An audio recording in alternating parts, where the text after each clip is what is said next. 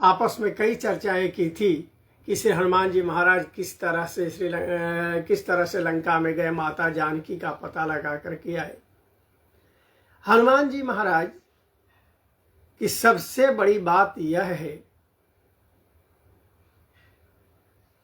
कि पहले भी थी, आज भी हैं और बाद में भी इसी तरह से बने रहेंगे।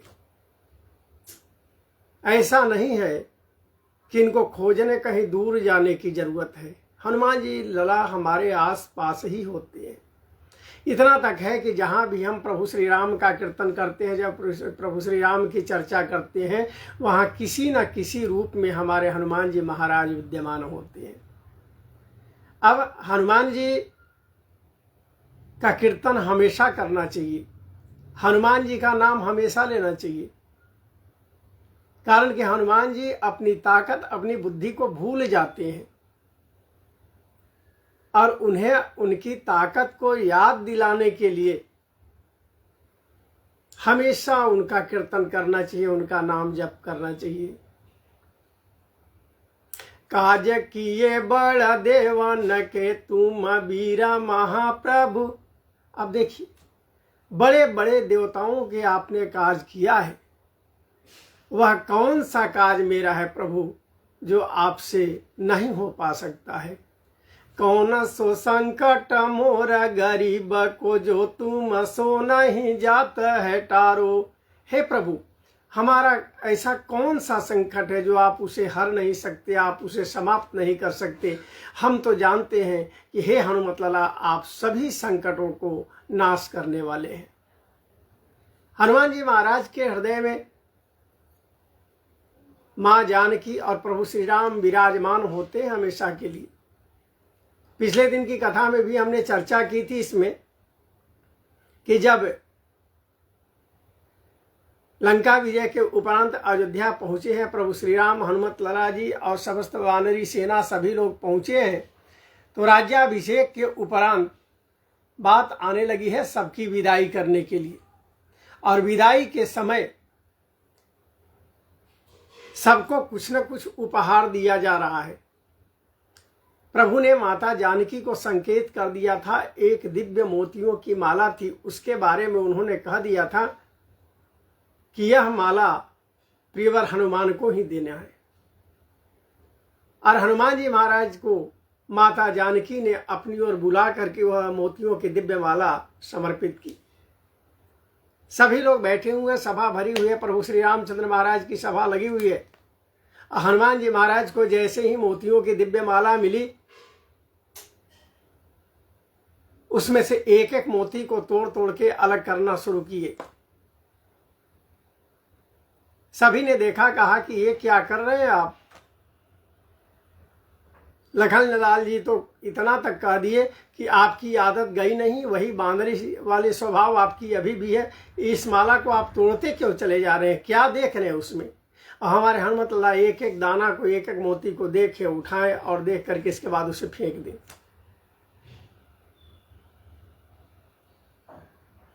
जब सबने कहा तो हनुमान जी महाराज ने कहा कि मैं देख रहा हूं कि इस मोती में हमारे प्रभु हैं कि नहीं, और जिस मोती में हमारे प्रभु नहीं, उस मोती का हमारे पास कोई महत्व नहीं है। और जब कोई महत्व नहीं तो फिर वैसे माला को लेकर मैं करूंगा क्या।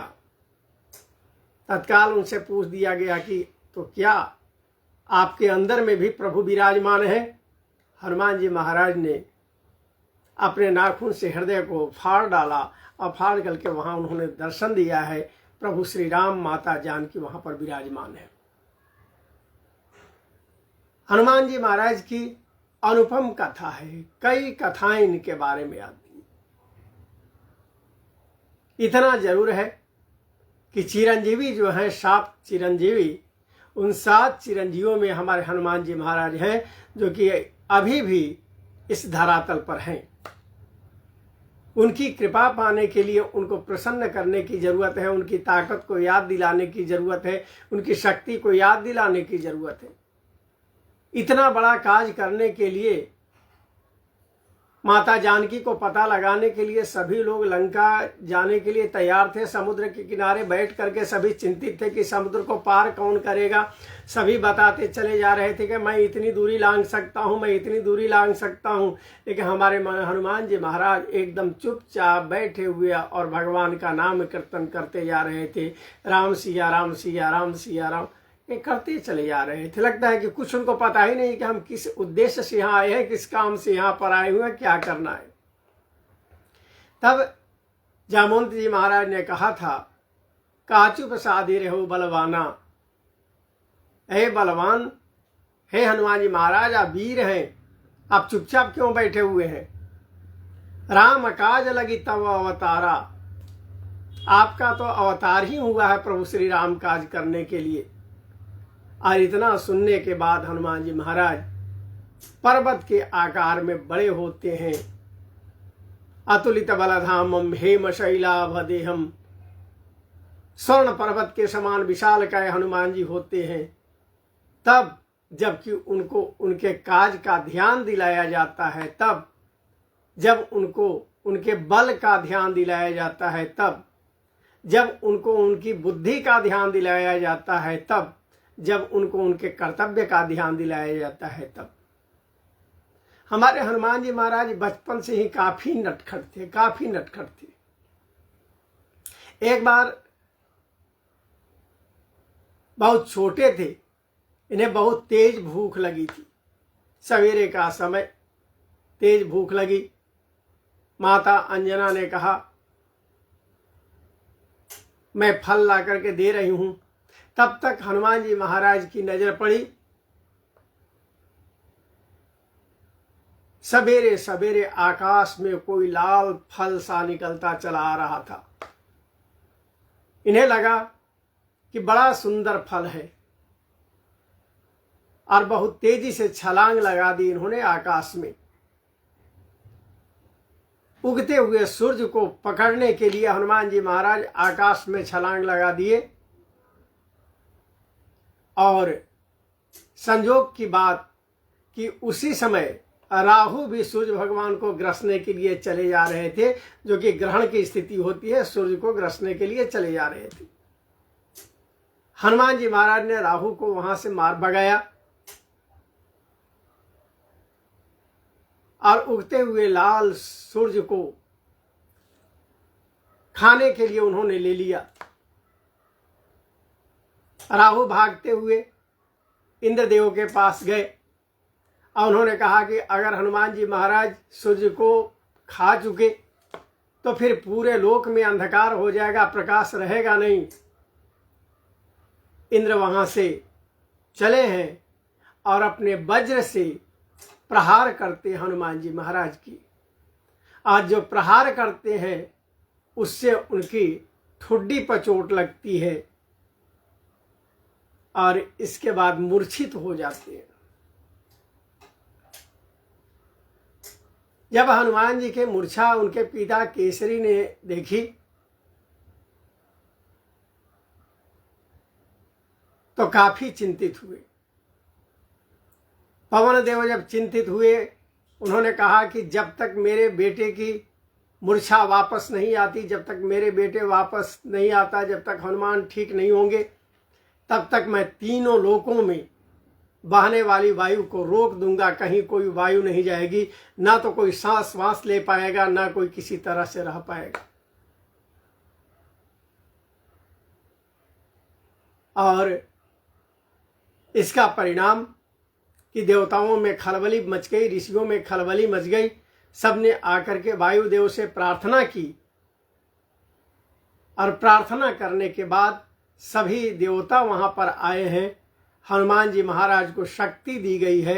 सबने कहा है, वरुण देवता ने कहा कि जल से किसी तरह की क्षति अब नहीं होगी हनुमान जी को। अग्निदेव ने कहा कि अग्नि से किसी तरह की क्षति नहीं होगी हनुमान जी को।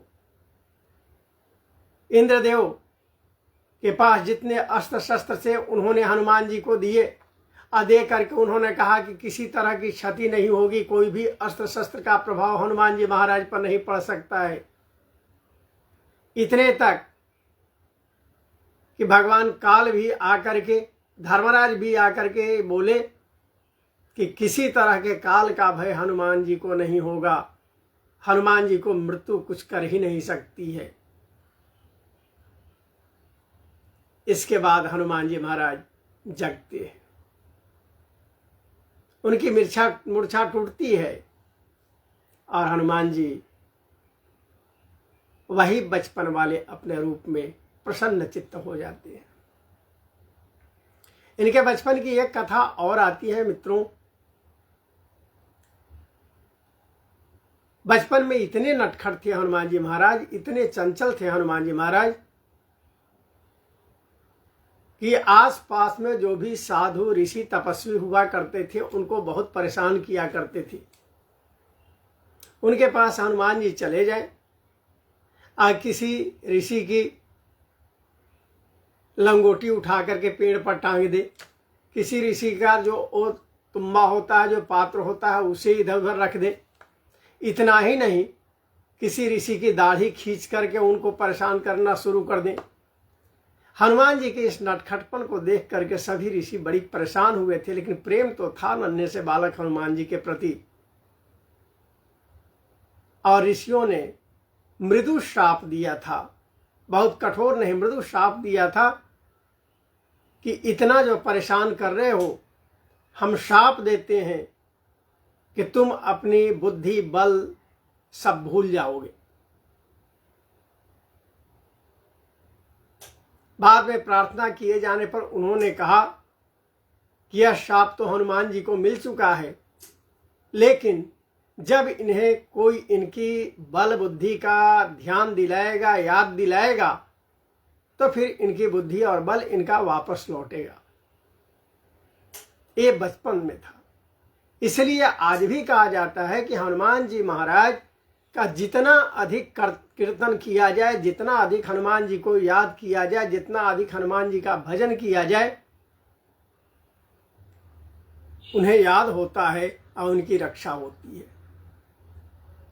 और कहीं भी हम मंदिरों में भी अगर जाएं तो यह देखते हैं कि अगर प्रभु श्री राम के दर पर जाना है तो उससे पहले हनुमान जी महाराज के पास पहुंच जाना है,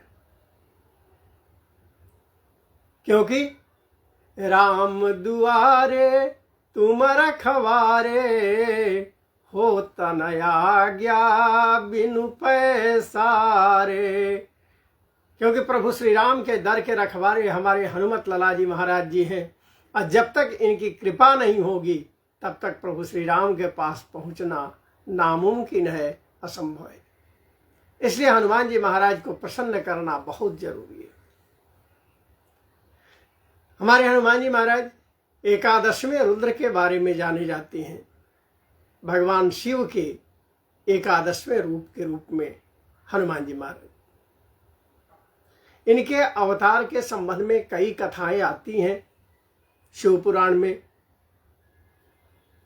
अध्यात्म रामायण में, आनंद रामायण में, कई स्थलों पर कई कथाएं हनुमान जी के अवतरण के बारे में है।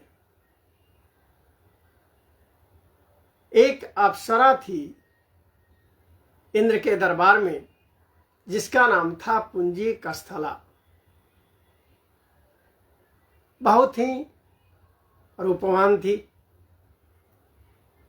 एक बार ऋषियों ने क्रोधवश पुंजिकस्थला को श्राप दे दिया कि मैं श्राप देता हूं कि तुम्हारा जन्म बानर के घर में हो जाए, लेकिन तुम्हारा विवाह भी बानर से ही होगा। ऋषियों के शाप बस वह अप्सरा श्री संजय कुमार जी, आप भगवत चर्चा में आए हुए हैं और भी लोग जो आए हुए हैं, आप अपनी टिप्पणी वगैरह जय श्री राम जय हनुमान की चर्चा भी आप अपनी ओर से रखें, ताकि ऐसा लगे कि हम लोग साथ बैठे हुए हैं। शाप के बाद उस अप्सरा का जन्म वानर राज कुंजर के यहाँ हुआ। कुंजर की बेटी के रूप में वह अप्सरा आई और इनका नाम हुआ अंजना।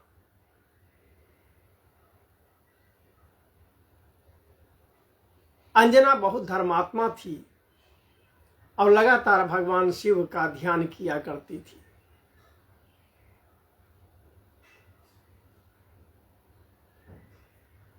उसी समय एक वानर राज थे जिनका नाम था केसरी। केसरी बहुत शक्तिशाली थे, बहुत ताकतवर थे। केसरी के समय में ही एक बड़ा असुर हुआ जिसका नाम था शंखासुर। शंखासुर के कारण सभी देवता ऋषि काफी त्रस्त थे। शंखासुर से युद्ध करने के लिए केसरी गए और काफी युद्ध किए और युद्ध के बाद उन्होंने शंखासुर को परास्त किया। वानरराज कुंजर जो कि अंजना के पिता थे, वे इसकी प्रतीक्षा में ही थे कि मैं किस शक्तिशाली वानर को देखूं जिसके साथ अंजना का विवाह करा दूं। जब उन्होंने केसरी के इस तरह की ताकत और इस तरह के फल को देखा, इस तरह की शक्ति को देखा, तो उन्होंने स्वयंवर की बात कर दी और अंजना और केसरी का स्वयंवर और फिर बहुत धूमधाम से दोनों का विवाह भी हुआ। माता अंजना और पिता केसरी। माता अंजना भगवान शिव की हमेशा प्रार्थना करती रहती थी, हमेशा शिव का ध्यान किया करती थी। हमारे भोले भास्कर भगवान भोलेनाथ प्रसन्न हुए। उन्होंने कहा कि वरदान मांगो। अंजना ने पुत्र रूप में प्राप्त करने का वरदान पा लिया। भगवान शिव ने कहा कि तुम यही हाथ फैला करके आंखें बंद करके खड़ी रहो और जब हाथों में प्रसाद मिलेगा उस प्रसाद को ग्रहण कर लेना, फिर तुम्हें संतान की प्राप्ति होगी। संयोग की बात, उसी समय अयोध्या में चक्रवर्ती राजा दशरथ जी महाराज पुत्र कामेष्ठी यज्ञ किए थे और यज्ञ के बाद जो खीर प्रसाद के रूप में अग्निदेव दिए थे उसका वितरण हो रहा था। माता कैकेयी के हाथ से एक चील ने खीर का कुछ अंश झपट्टा मार करके और लेकर के उड़ चुका। आकाश में तेज आंधी आई और पवन देव के प्रभाव से, पवन देव की शक्ति से वह खीर जो हाथ फैलाए हुई माता अंजना थी उनके हाथ में जाकर के गिर पड़ी। यह पवन देव की ताकत से माता अंजना ने उस प्रसाद को ग्रहण किया और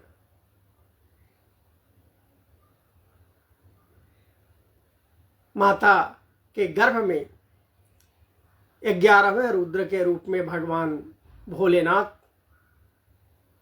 रहते हैं और समय आने पर एक सुंदर बालक, उसी कपि रूपी बालक को ही, कपि के जैसा बालक को ही जन्म दिया माता अंजना ने। वही हमारे हुए बजरंगबली जी महाराज। एक कथा और आती है। इस कथा के क्रम में हम देखते हैं कई लोग जुड़े हुए हैं, लेकिन हमारे आदरणीय श्री उदय भास्कर जी भी जुड़े हुए हैं। आप सभी से आग्रह है कि अपनी टिप्पणी, अपना संकेत शेयर करना हो तो शेयर करें। एक कथा यह आई हुई है कि माता अंजना पुत्र की इच्छा में रहा करती थी, कोई संतान नहीं थी। उसी समय एक और घटना घटती है कि हमारे बाबा भोलेनाथ ने भगवान विष्णु से कहा कि हे प्रभु, हमने तो आपके सभी रूपों के दर्शन किए हैं, लेकिन आपकी मोहिनी रूप का मैंने दर्शन नहीं किया। भगवान विष्णु महाराज ने कहा कि छोड़ दीजिए भोलेनाथ जी, उस रूप को दर्शन करके क्या करना है। लेकिन बाबा भोलेनाथ ने बहुत जिद की कि मैं आपके मोहिनी रूप का दर्शन करना चाहता हूं। हमारे भगवान विष्णु महाराज मोहिनी रूप का दर्शन दिए हैं, और उस दर्शन को करने के बाद उनके सौंदर्य को देख करके भोलेनाथ का तेज स्खलित हो जाता है, और उसे सप्तर्षियों ने पत्रपूट में सुरक्षित रखा। और समय आने के बाद उन्होंने पवन देव से आग्रह किया कि इसे जाके माता अंजना के कर्ण द्वार से गर्भ में स्थापित कर दे। पवन देव ने वैसा ही किया। समय आने पर माता अंजनी ने सुंदर बालक का जन्म दिया। सुंदर बालक के रूप में हनुमान जी का प्राकट्य हुआ। माता अंजना का पुत्र, इसलिए हम इन्हें अंजनी नंदन कहते हैं, आंजनेय कहते हैं। प्रेम से बोलिए अंजनी नंदन भगवान की जय। भगवान शिव का अंश जो कि तेज के रूप में माता अंजना को प्राप्त हुआ, इसलिए शंकर सुवन भगवान शिव के पुत्र के रूप में। और माता अंजनी के पति तो केसरी थे ही, इसलिए केसरी पुत्र हनुमान जी महाराज तो शंकर सुवन केसरी नंदन। अब एक बात और आती है, पवन सुत। हमने देखा कि सप्तर्षियों ने भगवान शिव के उस तेज को, उस अंश को पवन देव से आग्रह किया था अपनी ताकत से जाकर के माता अंजना के गर्भ में स्थापित करने के लिए। इसलिए पवन सुत। तो हमारे हनुमान जी महाराज के नाम जो अंजनी नंदन, केसरी नंदन, पवन सुत, शंकर सुवन, ये सभी नाम हैं। हम अंजनी नंदन भगवान की जय। आचार्य रविंद्र भारद्वाज जी भी हैं, श्री उदय भास्कर जी भी हैं। आज अचानक मन किया था भैया कि आज हनुमान जयंती के अवसर पर बैठें और कुछ देर हनुमान जी के बारे में चर्चा हो। हनुमान जी के बारे में इतने नाम हनुमान जी महाराज के हैं, देखिए हनुमान जी महाराज अपने नाम का कभी बखान नहीं किया। हनुमान जी महाराज ने कभी अपने नाम को नहीं लिया। भगवान हनुमान जी अपना नाम, रूप और यश, इन तीन चीजों को हमेशा छुपा करके रखा है। बहुत बड़ा दर्शन। हमें अपने जीवन में अपने नाम को बहुत फैलाने की आवश्यकता नहीं है। अपने रूप को सबके बीच में बहुत दिखाने की जरूरत नहीं कि हम बहुत सुंदर है, बहुत सौंदर्यवान है, यह है। और यश, हमें जो यश प्राप्त होता है उसे भी हमें गूढ़ रखना चाहिए, प्रकाशित करने की जरूरत नहीं है। जब लंका में विभीषण जी से मुलाकात होती है हनुमान जी महाराज की, विभीषण जी महाराज पूछते हैं कि आपका क्या नाम है। हनुमान जी ने कहा कि हमारा नाम, अरे हमारा नाम तो ऐसा है जिसको सवेरे सवेरे अगर कोई ले ले तो दिन भर उसे भोजन भी नहीं मिल पाएगा। प्रात ले जो नाम हमारा, तेहि दिन ताहि न मिलई आहारा। तो नाम वहां पर भी अपना छुपा देते हैं प्रभु। रूप की बात आई है। किसी ने कहा, भक्त ने, किसी ऋषि ने कहा कि हनुमान जी महाराज आप बानर के रूप में क्यों हैं, आप सुंदर बन जाइए। हनुमान जी महाराज ने एक बड़ा सुंदर जवाब दिया कि अगर मैं बानर न रह करके सुंदर बन जाऊंगा तो फिर हमारे प्रभु हमारे पीछे पड़ जाएंगे। हम नहीं चाहते हैं कि प्रभु से हमको दूरी हो, हम उनके साथ रहें। इसलिए रूप को भी छुपाने का प्रयास हनुमान जी महाराज ने किया और यश छुपाने का भी उन्होंने प्रयास किया। जब लंका विजय, लंका को जला करके हनुमान जी महाराज वापस प्रभु श्री राम के पास आते हैं तो प्रभु श्री राम ने पूछा कि कैसे लंका को जलाया। कहा कि मैंने कुछ नहीं किया प्रभु। कहा कि तुमने नहीं किया तो फिर लंका जली कैसे। उन्होंने कहा कि लंका जलाने के पीछे मेरा कोई कारण नहीं, मेरी कोई ताकत नहीं, मेरी कोई बुद्धि नहीं है प्रभु। तो फिर लंका जली कैसे, सो बताओ। हनुमान जी महाराज ने अपने जस को छुपाते हुए कहा कि प्रभु लंका जली आपके प्रताप से, लंका जली दशानन के पाप से, और लंका जली माता जानकी के शाप से। इन तीनों कारणों से लंका जली है। मैं लंका जलाने में कुछ नहीं जानता। लंका जलाने में मैंने कुछ किया ही नहीं है। जो भी किया है प्रभु इन तीनों ने किया है। आपका प्रताप ही लंका को जलाया और दशानन का जो पाप है उसने लंका को जलाया है, और माता जानकी का जो शाप है उसने लंका जलाया। मैंने कुछ नहीं किया। ये है हमारे हनुमान जी महाराज की सरलता। बड़े सरल स्वभाव के हनुमान जी महाराज हैं, बहुत सरल स्वभाव के। एक बार शनिदेव इनके पास आ गए और आकर के इन्होंने कहा हनुमान जी महाराज से कि अब हनुमान जी आप पर मेरा प्रभाव पड़ने वाला है। हनुमान जी महाराज ने कहा कि क्यों मेरे पीछे पड़े हैं शनिदेव, क्यों प्रभाव पड़ने वाला है। उन्होंने कहा कि नहीं, आपके किसी अंग पर मैं बैठूंगा, लेकिन बैठूंगा। हनुमान जी महाराज ने कहा कि मैं मना कर रहा हूं, मान जाइए, नहीं मानना है तो आपके ऊपर है। शनिदेव महाराज नहीं माने, हनुमान जी के मस्तक पर जाकर के विराजमान हो गए। जैसे ही वो मस्तक पर विराजमान हुए, हनुमान जी महाराज अपने शरीर को विशालकाय किए और पत्थर को लेकर अपने ऊपर रख लिए। और रखने के बाद शनि महाराज काफी चित्कार करने लगे, मुझे छोड़ दीजिए हनुमान जी महाराज, मुझे छोड़ दीजिए हनुमान जी महाराज। इसी से मिलती जुलती एक और कथा आई है कि जब शनि महाराज पहुंचे हनुमान जी महाराज के पास, उन्होंने कहा कि मैं आपके किसी अंग पर विराजमान हो जाऊंगा।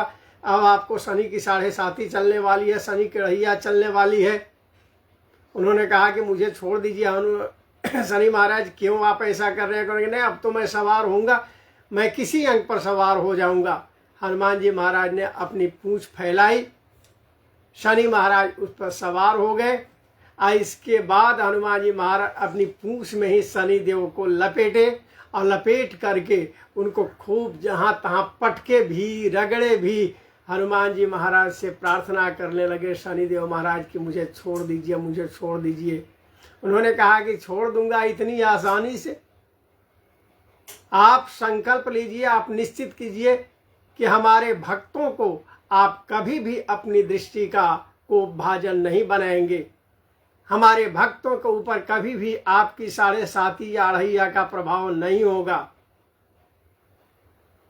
शनिदेव महाराज ने कहा कि मैं तैयार हूं, जो भी आपके भक्त होंगे उनके ऊपर मेरी कोई कुदृष्टि नहीं होगी, और प्रभु मुझे छोड़ दें। हनुमतला ने शनिदेव महाराज को छोड़ा है।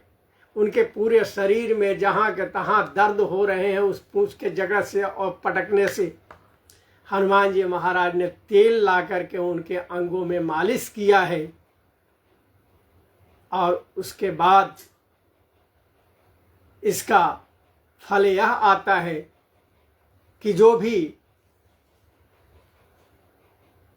भक्त या जो भी श्रद्धालु शनिवार के दिन हनुमान जी का ध्यान करता, हनुमान जी की आराधना करता है और शनि देव के निमित्त तेल अर्पित करता है, उन्हें शनि दोष का किसी तरह का भय नहीं रह जाता। वो शनि के संकट से मुक्त होता है। हमारे हनुमत लाला की कृपा होती है। एक बार अयोध्या जी की कथा है, जब लंका विजय के बाद राज्याभिषेक हो चुका था, हनुमान जी महाराज तो नन्हे से बालक जैसे अयोध्या के हर घर में घूमते रहते थे, कहीं उन्हें कोई रोक टोक नहीं था। कारण कि प्रभु श्री राम ने स्वयं कह दिया था कि हनुमान जी महाराज, आपसे मैं कभी उरीन होऊंगा ही नहीं। हनुमान जी भी हमेशा प्रभु श्री राम जानकी के सामने उनके पैरों के पास बैठे होते हैं। दक्षिणे लक्ष्मणो यस्य वामे च जनकात्मजा पुरतो मारुतिर्यस्य तं वंदे रघुनंदनम। प्रभु श्री राम के दाहिनी ओर लखनलाल जी, बाईं ओर माता जानकी और सामने में नीचे की ओर हनुमान जी महाराज बैठे हुए हैं। हे प्रभु, मैं ऐसे प्रभु को बारंबार वंदन करता हूँ, ऐसे प्रभु को बारंबार नमन करता हूँ। अयोध्या के महल में हनुमान जी महाराज घूमते चले जा रहे थे, देखते चले जा रहे थे। अचानक उन्होंने देखा, श्री उज्ज्वल रंजन जी आपका भी स्वागत, श्री विष्णुकांत पाठक जी आपका हार्दिक वंदन। हनुमान जी महाराज अयोध्या के किला में घूमते हुए चले जा रहे थे। उन्होंने अचानक देखा कि माता जानकी दर्पण के पास में बैठ करके अपने चेहरे को देख रही हैं और चेहरे को सजा रही है। अचानक उन्होंने देखा कि माता जानकी थोड़ा सा लाल सा कुछ पाउडर उठाई और उठा करके अपने मस्तक पर बालों के बीच में उन्होंने रखा। बड़े भोले थे हमारे हनुमान जी महाराज। उन्होंने माता जानकी के पास जाकर के पूछा, माता ये क्या है? माता ने कहा कि प्यारे हनुमत लला, यह सिंदूर है। हनुमान जी महाराज ने कहा कि इसे यहाँ क्यों लगाती हैं आप? माता जानकी ने जवाब दिया, हे हनुमान जी महाराज, इसको लगाने से आपके प्रभु श्री राम की उम्र बढ़ती है, दीर्घायु होंगे। इन्हीं भावना से मैं सिंदूर को अपने मस्तक पर यहाँ माथे पर लगाती हूँ। वहां से उस बात को हनुमान जी महाराज सुन लिए और सुन करके आगे बढ़े। बहुत देर तक सोचते रहे इस बात को कि यह जब पाउडर जो है लाल वाला, जिसको माता जानकी ने सिंदूर बताया, अगर थोड़ा सा लगाने पर प्रभु श्री राम की उम्र इतनी बढ़ सकती है, तो फिर और ज्यादा लगाया जाएगा तो हमारे प्रभु श्री राम की उम्र का तो कहना ही क्या है। चले गए तुरंत बाजार में और एक बोरी सिंदूर का उठा करके अपने पूरे शरीर पर डाल दिए। लाल लाल हो गए हनुमान जी महाराज लेकिन पूरे शरीर पर जो रोम थे, रोआ थे, उसके कारण सभी सिंदूर झड़ गए। बड़ी चिंतित हुए, अब क्या होगा, ये तो झड़ जा रहा है, हमारे प्रभु श्री राम की उम्र कैसे बढ़ेगी। वे सरयू जी में जाते हैं, स्नान करते हैं और स्नान करके लौटते हैं और फिर बाजार में पहुंचते ही एक दुकान पर उन्होंने देखा कि घी का एक टीना है। पूरे घी को अपने शरीर पर उड़े लिए और वहीं से सिंदूर का एक बोरी उठा करके पूरे शरीर पर डाल लिया हनुमान जी महाराज। पूरा शरीर लाल लाल रंगा हुआ और दरबार में पहुंचे। प्रभु श्री राम माता जानकी विराजमान थे। हनुमान जी महाराज लाल लाल वहां पर पहुंचते हैं। सभी लोग देख करके हंसने लगते हैं कि ये क्या हुआ हनुमान जी महाराज, ये क्या हुआ गया। प्रभु श्री राम ने पूछा कि हनुमान जी महाराज क्या है। उन्होंने कहा कि इसको मैंने इसलिए डाला है प्रभु। प्रभु ने कहा कि हाँ हाँ बताइए किस लिए डाला है।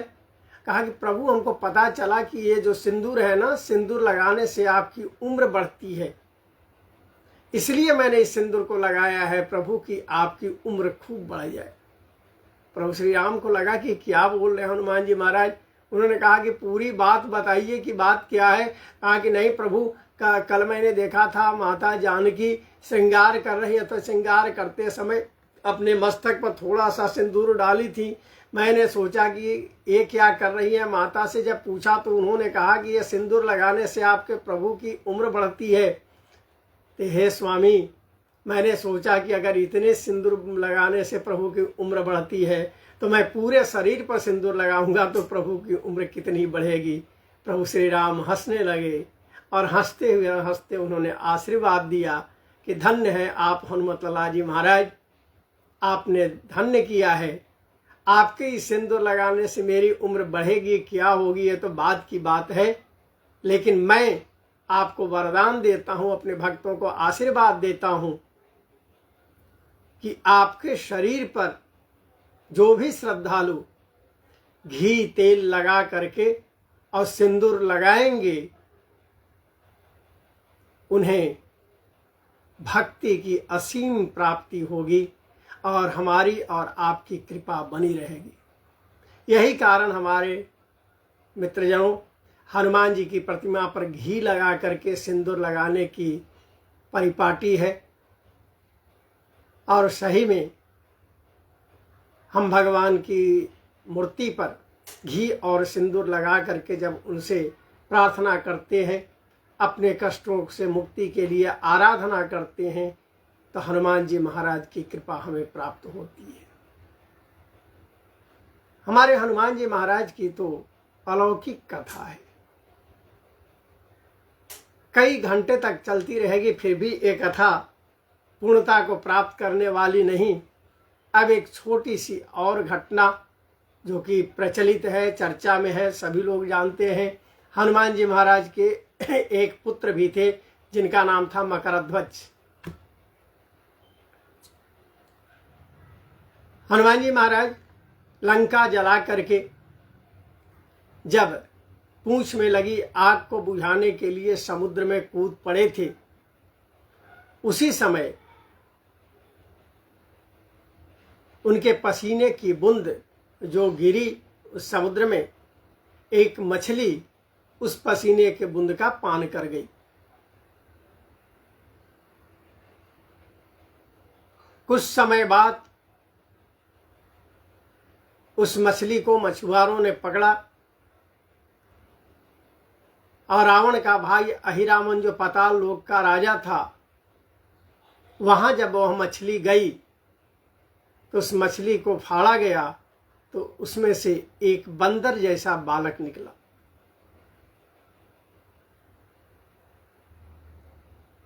मकड़ी के पेट से निकलने के कारण, मछली के पेट से निकलने के कारण मकरध्वज हुए और धीरे धीरे वे मकरध्वज हनुमान जी महाराज के तरह ही काफी शक्तिशाली, काफी ताकतवर हुए। उनकी शक्ति को देख करके, उनके ताकत को देख करके अहिरावण ने अपने मुख्य दरवाजे का द्वारपाल बना दिया, उन्हें पहरेदार बना दिया उन्हें, और कह दिया था कि बिना आपको हराए हुए कोई मेरे इस महल के अंदर प्रवेश नहीं करेगा। जो भी अंदर प्रवेश करना चाहेगा वह आपसे युद्ध कर लेगा। अगर युद्ध में आपको हरा देगा इसके बाद ही मेरे पास आएगा, और मैं जानता हूं कि आपको युद्ध में कोई हरा नहीं सकता है। उसी क्रम में जब लंका में प्रभु श्री राम रावण का युद्ध हो रहा था, उस समय प्रभु श्री राम जी और लखन लाल जी को अहिरावण चुरा करके पाताल लोक में ले गया था, माता कामाक्षा देवी को बलि देने के लिए। आदरणीय श्री विमल भैया चरण स्पर्श, आदरणीय श्री आशुतोष मिश्र जी, आपका भी अभिनंदन। कामाक्षा माता की बलि देने को लोग प्रभु श्री राम और लखन लाल जी को अहिरावण पाताल लोक में ले गया था। हनुमान जी महाराज को जब इसकी जानकारी मिली, वे पाताल लोक में प्रवेश कर गए। जैसे ही पाताल लोक के मुख्य दरवाजे पर पहुंचे, वहां एक बंदर पहरेदार के रूप में था। हनुमान जी महाराज ने कहा कि मुझे अंदर जाने दो, आप तो मेरे जाति से ही आते हो, मेरे ही जैसे लगते हो। उस बंदर ने कहा कि मैं आपको अंदर प्रवेश नहीं करने दूंगा। उन्होंने कहा कि ऐ बंदर, तुम कौन हो, बताओ मुझे। उन्होंने कहा कि मैं अपने पिता को भी अभी तक नहीं देखा हूं, लेकिन मुझे इतना पता है कि मैं हनुमान का पुत्र हूं। हनुमान जी महाराज चकित होते हैं, काफी प्रसन्नचित भी होते हैं कि यह मेरा पुत्र है मकरध्वज। जब मकरध्वज नाम उन्हें पता चलता है, उन्होंने कहा कि ऐ पुत्र, अब मुझे प्रवेश करने दो अहिरावण के दरबार में। मकरध्वज ने कहा कि आप पिता हैं, उससे क्या, मैं अहिरावण का द्वारपाल हूं, उसके महल का रक्षक हूं, और तब तक मैं आपको प्रवेश नहीं करने दूंगा जब तक कि आप मुझसे युद्ध नहीं कर लेंगे। हनुमान जी के साथ मकरध्वज की लड़ाई होती है, युद्ध होता है। हनुमान जी महाराज मकरध्वज को पूंछ में लपेटे ही अहिरावण के पास वहां पहुंचते हैं। पूरी तैयारी हो चुकी है कामाक्षा मां के पास, बलि के पास, लेकिन हनुमान जी महाराज को पता था कि अहिरावण के दरबार में 5 दीपक जलते हैं, और जब तक एक साथ 5 दीपक नहीं बुझेंगे तब तक अहिरावण को कोई कुछ भी बिगाड़ नहीं सकता है, अहिरावण को कुछ भी नहीं कर सकता। हनुमान जी महाराज ने देखा कि उत्तर, दक्षिण, पूरब, पश्चिम और आकाश, ऊपर की ओर 5 जगह दीपक जल रहे हैं। बहुत चिंतित हो गए हनुमान जी महाराज कि मुझे तो प्रभु को ले जाना है, यहाँ से लखन लाल जी को ले जाना है। मैंने अगर जल्दी नहीं की तो फिर यह अहिरावण तो समर्पित कर देगा कामाक्षा मां को के लिए उन्हें। हनुमान जी महाराज तुरंत अपना पंचमुखी रूप धारण करते हैं। 5 मुख हनुमान जी महाराज का, जिसमें कि पूरब दिशा वाला जो मुख है वह पुरुष सूर्य के समान कांति और भयंकर दांतों वाला है, जो कि वानर के रूप में हनुमान जी का मुख हुआ। उसके बाद दक्षिण दिशा का जो मुख है वह नरसिंह के रूप में हुआ, जो कि भय का नाश करने वाले हैं, भय को नष्ट करने वाले हैं। उसके बाद हनुमान जी के पश्चिम तरफ जो मुख हुए वे गरुड़ मुख हैं। गरुड़ के रूप में हनुमान जी का मुख है, जो कि समस्त नागों को, समस्त विष को, भूत बाधा, प्रेत बाधा आदि को नष्ट करने वाले हैं। उत्तर दिशा जो हनुमान जी के मुख है वह वराह के रूप में है, सूकर के रूप में है, जो कि नीला वर्ण के है, और सिंह, बेताल, भोग, प्यास, बुखार, दर्द आदि जितने भी तरह की समस्याएं हैं, सभी समस्याओं को नष्ट करने वाले, सभी समस्याओं को शांत करने वाले हैं। और उसके बाद हनुमान जी महाराज का जो ऊपर की ओर मुख है वह अश्व का है, वह घोड़ा का है, जिनकी कृपा जब प्राप्त होती है तो उनके साधना करने से मनुष्य को सभी तरह की कामनाएं पूरी होती है। ये हमारे हनुमान जी महाराज के पंचमुख।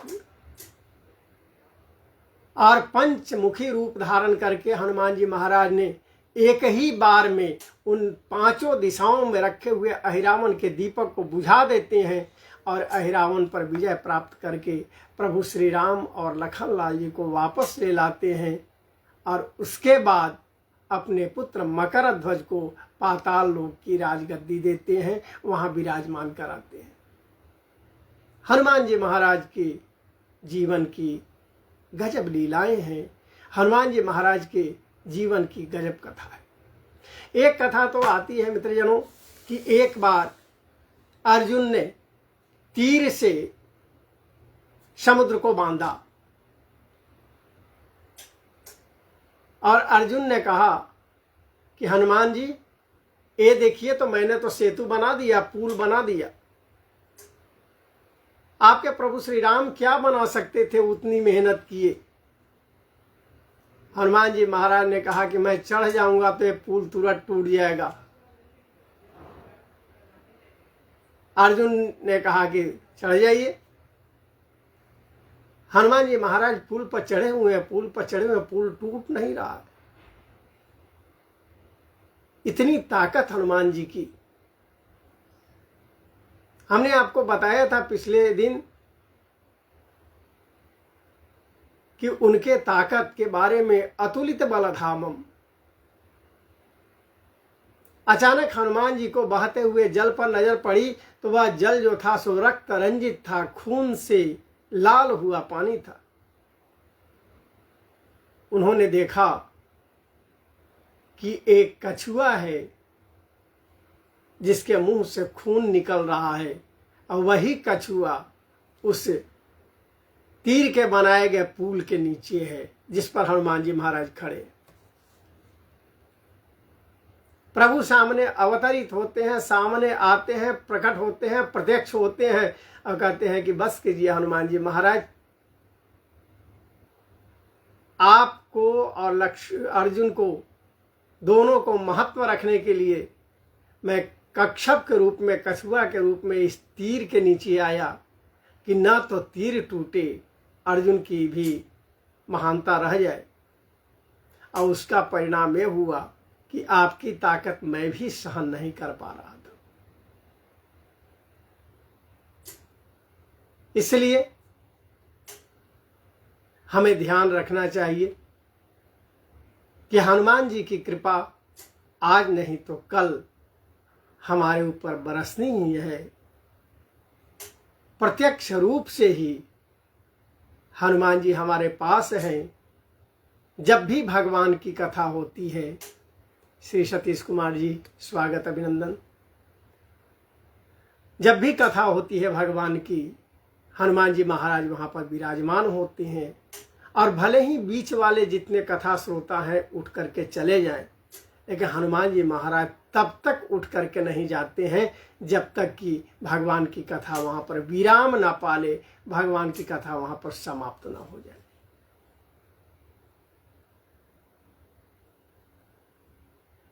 आज हम लोग लगभग 1 घंटा तक हनुमान जी के जीवन चरित्र पर चर्चा किए हैं। बस इन्हीं कामनाओं के साथ कि हनुमत लला की कृपा सब पर विराजमान रहे, हनुमत लला की कृपा सबको मिलती रहे। और हम इतना ही कहेंगे, अंजनी के वीर हनुमान जन पर दया कर, अंजनी के वीर हनुमान जन पर दया कर, दया करी न राम, दया करी न राम, दया कर, अंजनी के वीर हनुमान जन पर दया कर।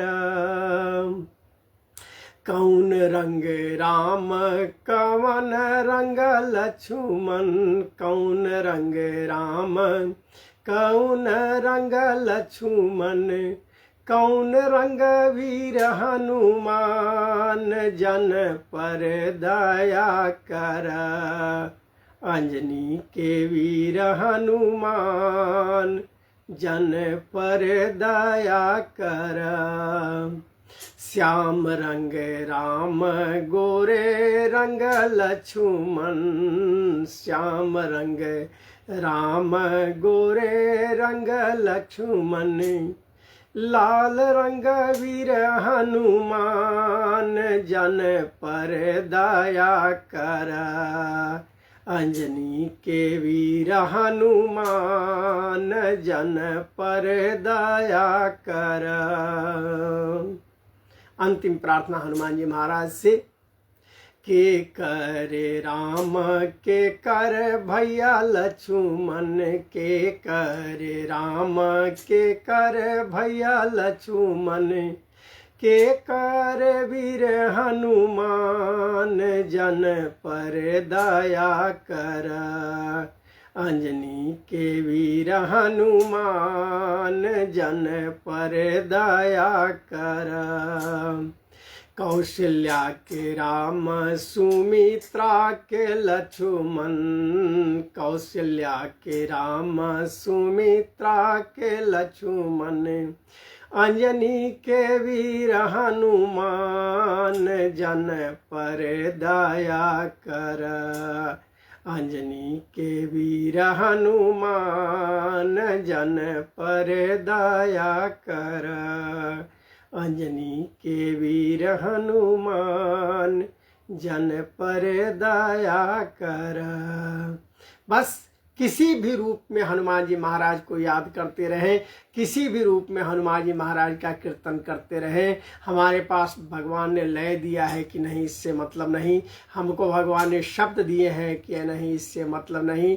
हमको भगवान ने उस तरह का ज्ञान दिया है या नहीं, इससे मतलब नहीं। किसी भी तरह से अपने हनुमत लला का ध्यान करते रहें, अपने हनुमत लला का भजन करते रहें। उनकी कृपा अवश्य बरसने वाली है। हमारे आत्मीय जनों, आज हमने कई क्षेपक की भी चर्चा की, कई दृष्टांत की भी चर्चा की। हनुमान जी महाराज के प्राकट्य किस तरह से हुआ, उनके माता पिता कौन कौन हुए, उनका नाम क्या रहा, किस तरह से उनका नाम रखा गया, उनके जीवन की कुछ लीलाओं के बारे में भी हमने चर्चा की। बस एक बार आज कार्यक्रम को विराम देने से पूर्व पुनः हम प्रभु से प्रार्थना करेंगे, हनुमत लला से प्रार्थना करेंगे कि सभी का कल्याण हो, सभी पर कृपा हो और आपकी कृपा सदैव बरसती रहे। आज कथा इतनी भयो सुनहु वीर हनुमान, राम लखन सिया जानकी सदा करहु कल्याण। पुष्पांजलि अर्पण करऊं ग्रहण करऊं महाराज, कृपा दृष्टि अवलोकिए सब अपराध विशाल। सियावर रामचंद्र की जय, उमापति महादेव की जय, पवन सुत हनुमान की जय। जय जय सीताराम।